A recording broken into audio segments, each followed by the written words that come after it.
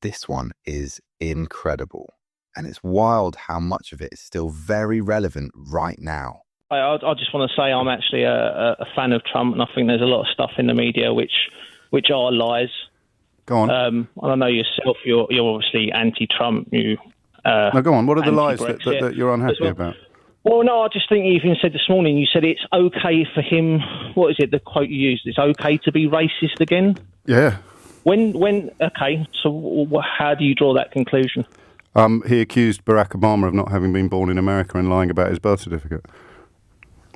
So how's that racist? Birtherism is racist because Barack Obama is well, you can't. I mean, you can talk over me if you want, Stephen. But okay, no, you crack on. There have been previous presidents that have actually been white that have also not been accused of being born in America. So was that also racist? No, of course it wouldn't be racist. Who was that, by the way?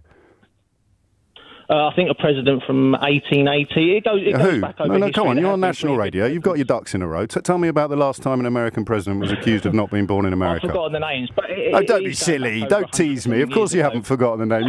You wouldn't come on the radio and say something and then immediately fall apart in response to the first question you're asked. It's not falling apart. Okay, so let's go back to the lies that have been told about Donald Trump. Which one would you reach for first? Well, the one that you just said, it's okay for the racist to come out. Well, we've just demonstrated he's very popular with racists, Stephen. I think we can all agree on that. Well, he's not popular with racists.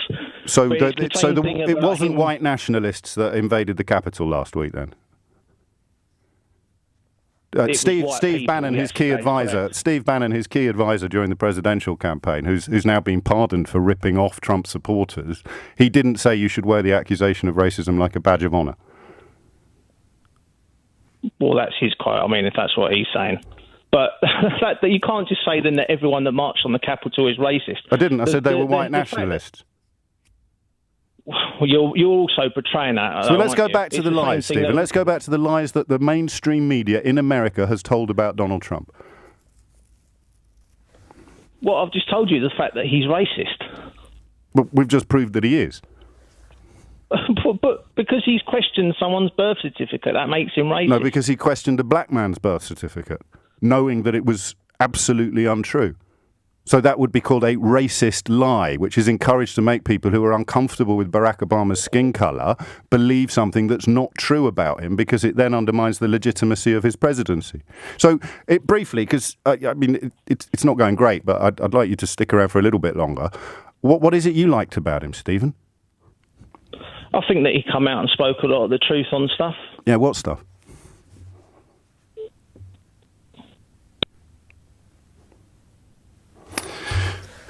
Stephen's hung up.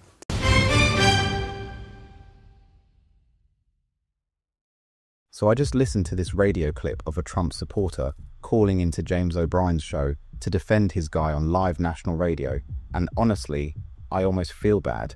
Almost. Because look, if you're going to call into a show and challenge someone like James O'Brien, you need to come with something. You need to have your arguments lined up. You need to have your facts ready. You need to, at minimum, remember the name of the president you're about to reference. And Stephen, God bless him, had none of that. So let me walk you through what happened here, because it's actually kind of a masterclass in how not to defend somebody on live radio. Stephen calls in and he's immediately on the front foot. He says he's a Trump fan. Fine. He says there's a lot of lies in the media about Trump. Okay, that's a position. Millions of people hold that position. I don't agree with it, but I respect that people feel that way. James then does the most reasonable thing in the world. He says, great, tell me what the lies are. Name one. And this is where it all falls apart, because Stephen doesn't actually have one ready. Think about that for a second. You've called into a national radio station. You've presumably been on hold for a while. You've had time to think about this. Your whole position is that the media lies about Trump. And when someone says, which lie specifically, you've got nothing in the chamber.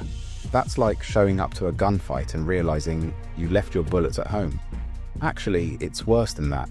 It's like showing up to a gunfight and realizing you forgot to bring the gun.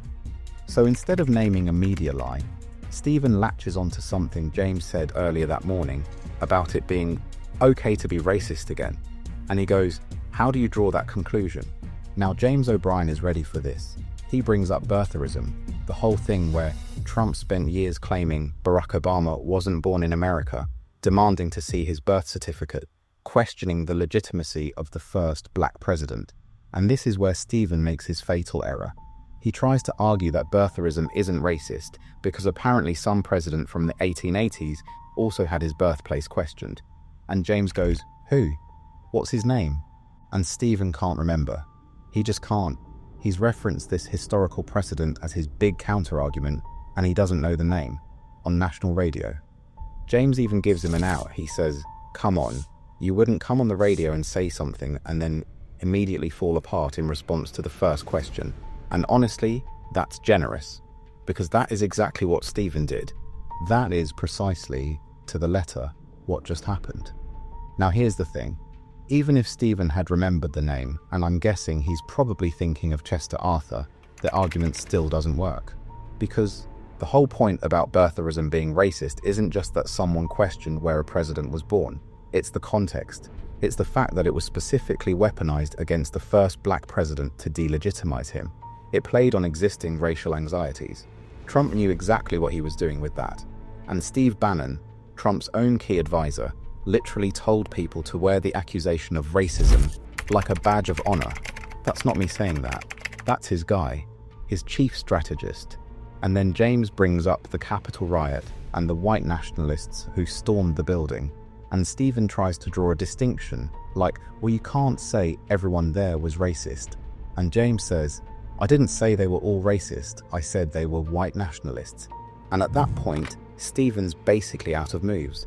He's been on the air for maybe 3 minutes, and every single argument he's made has been dismantled in real time. James asks him one more time, gently even, "What is it you actually liked about Trump?" Stephen says he spoke a lot of truth on stuff. James asks, "What stuff?" And Stephen hangs up. He hangs up. That's how it ends. The guy calls into national radio to tell everyone that the media lies about Trump, can't name a single lie, accidentally proves James O'Brien's point about racism, forgets his own historical example, and then hangs up when asked a softball question about what he actually likes about the man. And look, I don't say this to dunk on Stephen personally. I'm sure he's a perfectly nice guy, but this is exactly what happens when your entire political position is built on vibes rather than facts. The media lies is not an argument, it's a feeling. And feelings are fine, everyone has them, but when you take that feeling onto a national platform and someone asks you to back it up with literally one specific example, you need to be able to do that. If you can't, maybe don't call the radio station. Maybe just shout at the TV like the rest of us. What's actually kind of sad about this clip though is that Stephen represents a huge number of people. There are millions of people who feel exactly the way he does, that Trump is unfairly treated, that the media is out to get him, that the truth is being suppressed. And some of those feelings aren't entirely without basis. The media has gotten things wrong about Trump before. There are legitimate criticisms to be made about media bias, but Stephen couldn't articulate any of them. And I think that says something about the information ecosystem these people are living in. They're being told constantly that they're being lied to, but nobody's equipping them with the actual arguments to back that up. They've got the outrage, but not the receipts. And honestly, James handled this really well. He wasn't cruel about it. He pushed back firmly, but he kept giving Stephen chances to make his case. He even said, "I'd like you to stick around a little bit longer," right before Stephen bailed. That's not a gotcha host. That's a guy who genuinely wanted to have the conversation. Stephen just didn't have the tools to have it. So yeah, if you're going to call into James O'Brien's show to defend a politician, please, for the love of God, have at least one concrete example prepared. Know your history. Don't reference a president from the 1880s if you can't remember which one. And maybe, just maybe, don't hang up when the first easy question lands, because that's not how you win hearts and minds, guys. That's how you become a cautionary tale on YouTube.